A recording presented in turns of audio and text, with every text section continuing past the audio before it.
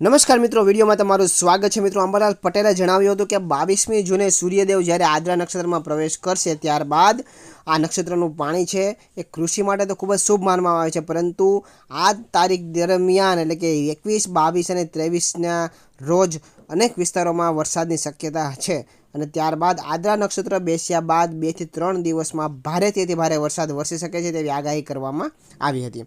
મિત્રો, આગળ વાત કરીએ તો 24 થી 30 જૂન દરમિયાન બંગાળના ઉપસાગરને કારણે ગુજરાતમાં સાર્વત્રિક વરસાદની શક્યતા છે અને ભારે વરસાદને કારણે સાબરમતી અને નર્મદા જેવી નદીઓમાં પાણીની સપાટીમાં વધારો થઈ શકે છે અને નદીઓમાં પૂર આવવાની ચેતવણી પણ આપવામાં આવી છે। તાજેતરના રિપોર્ટ પ્રમાણે રાજ્યના 44 તાલુકાઓમાં વરસાદ નોંધાયો છે। સાબરકાંઠાના વડાલીમાં સૌથી વધારે 12.5 ઇંચ વરસાદ નોંધાયો છે, જ્યારે ખેડબ્રહ્મામાં 11 ઇંચ અને દાંતામાં 9 ઇંચ વરસાદ ખાબક્યો છે। પરિણામે 3 આંતરિક રસ્તાઓ બંધ અને સાબરકાંઠાનો એક સ્ટેટ હાઈવે પણ બંધ થયો છે। આ ઉપરાંત ભારે વરસાદને કારણે એનડીઆરએફ અને એસડીઆરએફની ટીમો તૈનાત કરવામાં આવી છે। જામનગરના રણજીત સાગર ડેમ ઓવરફ્લો થતાં પાશ્યમાં રમણીય દ્રશ્યો સર્જાયા છે। આગળ વાત કરીએ તો સુરત શહેરમાં પણ ભારે વરસાદને કારણે નદીઓ જેવી સ્થિતિ બની ગઈ છે।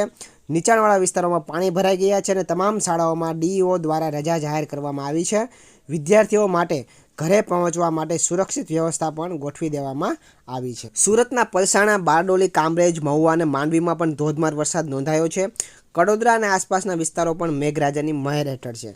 મિત્રો, ઉમરપાડા વિસ્તારમાં વીરા નર્મદ નદીની અંદર ઘોડાપુર આવી ગયું છે। ચિત્તલડા અને ગોંડલિયા બ્રિજ ઉપર પણ પાણી ફરી વળતા અવરજવર બંધ કરી દેવામાં આવી છે અને વાહન ચાલકોને મુશ્કેલીઓનો સામનો કરવો પડી રહ્યો છે।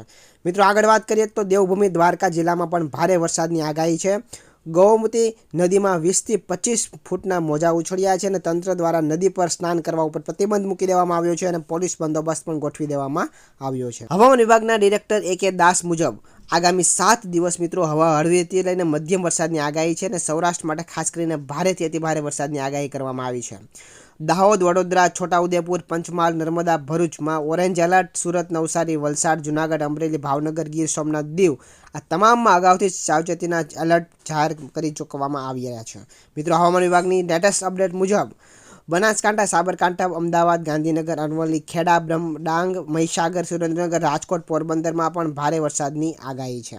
તો મિત્રો, આવી રીતના આદ્રા નક્ષત્ર બેસ્યા પછી વરસાદ એટલે કે મેઘરાજા એ તાંડવ મચાવ્યું છે।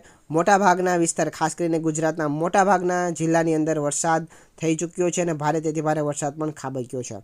તો મિત્રો, તમારા વિસ્તારમાં હાલમાં કેવો વરસાદ છે કોમેન્ટ કરીને જણાવો અને આવા જ નવા વિડીયો જોવા માટે આપણી યુટ્યુબ ચેનલને પણ સબસ્ક્રાઈબ કરી દેજો। ધન્યવાદ।